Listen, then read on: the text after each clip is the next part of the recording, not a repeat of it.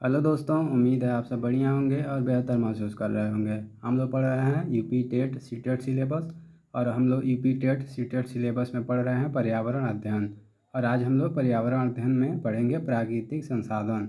इसको इंग्लिश में natural resources कहा जाता है। तो आइए आज हम लोग प्राकृतिक संसाधनों के बारे में जानते हैं। तो यूपी टेट के पर्यावरण अध्ययन में प्राकृतिक संसाधन से भी कुछ प्रश्न पूछे जाते हैं। और इसको अगर हम तैयार कर लेंगे नोट्स, तो एग्ज़ाम से पहले अगर हम पढ़ के एग्ज़ाम देते हैं तो सभी प्रश्न जो है यहीं से आपको देखने को मिल जाएंगे। तो आइए जानते हैं।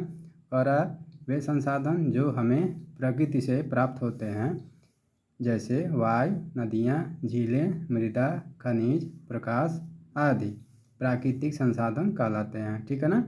तो वे संसाधन जो हमें प्रकृति से प्राप्त होते हैं प्राकृतिक संसाधन कहलाते हैं, जैसे वायु, नदियाँ, झीलें, मृदा, खनिज, प्रकाश आदि। तो जितने भी संसाधन हमें प्रकृति से प्राप्त होंगे वे प्राकृतिक संसाधन कहलाएंगे। प्राकृतिक संसाधन दो प्रकार के होते हैं। ये भी पूछता है प्राकृतिक संसाधन कितने प्रकार के होते हैं, तो दो प्रकार के होते हैं। पहला नवीकरणीय संसाधन और दूसरा अनवीकरणीय संसाधन। नवीकरणीय संसाधन को रिन्यूएबल रिसोर्सेज कहा जाता है और अनवीकरणीय संसाधन को नॉन रिन्यूएबल रिसोर्सेज कहा जाता है। तो आइए देखते हैं बारी बारी से। सबसे पहले हम अध्ययन करेंगे नवीकरणीय संसाधन का। तो ऐसे संसाधन जिनका उपयोग बार बार किया जाता है, जो कभी खत्म नहीं होते। तो ऐसे संसाधन जिनका उपयोग बार बार किया जाता है, जैसे सौर ऊर्जा हो गया, जल ऊर्जा हो गया, पवन ऊर्जा हो गया। ठीक है ना। ये सभी संसाधन जो होते हैं नवीकरणीय संसाधन होते हैं। दूसरा परिभाषा है इसका, वे संसाधन जो शीघ्रता से नवीकृत अथवा पुनः पूरित हो जाते हैं नवीकरणीय संसाधन कहलाते हैं।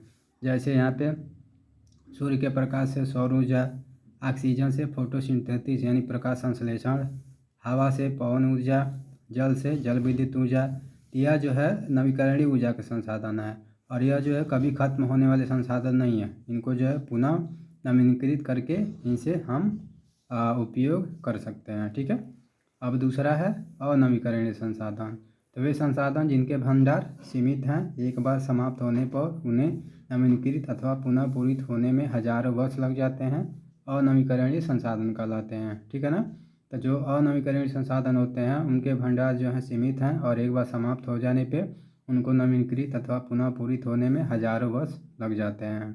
जैसे फ्यूल यानी ईंधन हो गया। ईंधन में हम जीवाश्म ईंधन होता है। ठीक है।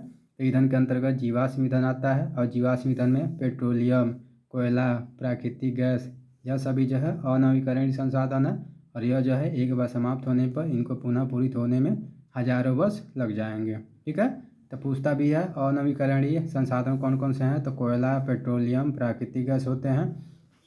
और नवीकरणीय ऊर्जा नवीकरणीय संसाधन कौन है, तो सौर ऊर्जा, प्रकाश संश्लेषण, पवन ऊर्जा, जल विद्युत ऊर्जा, बायोगैस, यह सभी जो होते हैं नवीकरणीय संसाधन होते हैं।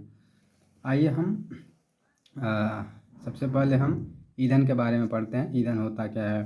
तो वे पदार्थ जो जलने पर ऊष्मा प्रदान करते हैं तथा ऊर्जा भी प्रदान करते हैं ईंधन कहलाते हैं। पूछता है ईंधन क्या है, तो वे पदार्थ जो जलने पर ऊष्मा प्रदान करेंगे और ऊर्जा भी प्रदान करेंगे ईंधन कहलाएंगे। ठीक है।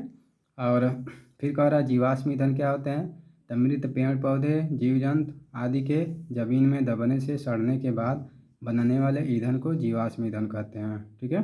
तो जो भी मृत पेड़ पौधे होते हैं, जीव जंतु होते हैं आदि के ज़मीन में दबने से सड़ने के बाद बनने वाले ईंधन जो होंगे जीवाश्म ईंधन कहलाएंगे। उसके बाद हम पढ़ेंगे दहन, जलना। तो जब किसी पदार्थ को वायु या ऑक्सीजन की उपस्थिति में जलाया जाता है तो उसमें से ऊष्मा तथा प्रकाश उत्सर्जित होता है। इस प्रक्रिया को जलना कहते हैं। ठीक है। तो पूछता है जलाना क्या होता है, तो जब किसी पदार्थ को ऑक्सीजन की उपस्थिति में जलाया जाएगा तो उसमें से ऊष्मा निकलेगा और प्रकाश निकलेगा। तो यह प्रक्रिया जो है जलना कहलाएगा। आप इसका नोट्स ज़रूर बनाइएगा और नोट्स बना के अगर अध्ययन करेंगे तो आप आसानी से ईवीएस का पोर्शन जो है तैयार कर पाएंगे। यहाँ पर जैसे कि ईंधन के रूप में मीथेन है। मीथेन का जो है ऑक्सीजन की उपस्थिति में क्रिया कराया जा रहा है तो कार्बन डाइऑक्साइड गैस निकल रहा है, जल निकल रहा है और एनर्जी निकल रहा है। अब हम पढ़ते हैं ऊष्मीय मान का परिभाषा। तो किसी ईंधन के 1 किलोग्राम के पूर्ण दहन से प्राप्त ऊष्मा की मात्रा उसका ऊष्मीय मान कहलाती है। ईंधन के ऊष्मीय मान को किलो जूल अथवा किलोग्राम होता है। तो ये भी पूछता है कि ईंधन का ऊष्मीय मान को किस में मापते हैं, तो किलो जूल अथवा किलोग्राम में मापते हैं।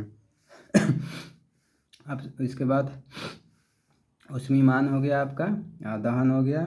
यह जो था प्राकृतिक संसाधन, और प्राकृतिक संसाधनों में हम अगले वाली वीडियो में पढ़ेंगे पेट्रोलियम, कोयला आदि के बारे में, जो कि अनवीकरणीय संसाधन हैं।